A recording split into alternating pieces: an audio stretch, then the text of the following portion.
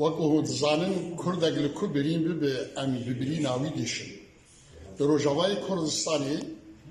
خەڵکی me توژی کاریسەتێکە مرۆڤایی ئینسانی گەلێکی مەزبوون دێرس و عەفرینی مسەدا خانی وێران بوو مسەدا ماڵاتی me winda bûn dibin kavladmanê zarok çûn ber dilovaniya Xwedê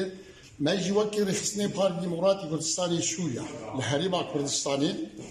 û bi taybet li Domîz wekî arkekî netewî mirovayî exlaqî me pêncî komîtê xwe amade kirin destîşar kirin got yarmetî û alîkariyê bi xelkê me vê karîsetê re bikin bi rastî ev erkê me ye wek hûn dibihîzin wek hûn dibînin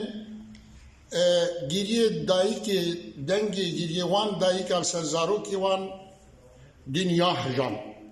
hem hêvî dikin got demirê mirovayî li seranserî dunyayê rêxistinê mirovayî ji veka navdewletî bihejî û berpirsiyar bin li beramberî vê karîseta bi ser xelkê me hatiye Rojavayê Kurdistanê jendêres Efrîn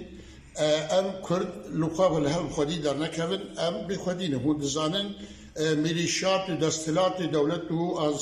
sazî û dezgehê wê tune ne bi rastî em hêvî dikin ji veka navdewletî got berpirsiyar be û wacibê xwenî mirovayî û exlaqî rabe û xelkê me wilo nemînin bê kes nemînin bê alîkarî nemînin û destxweşê bin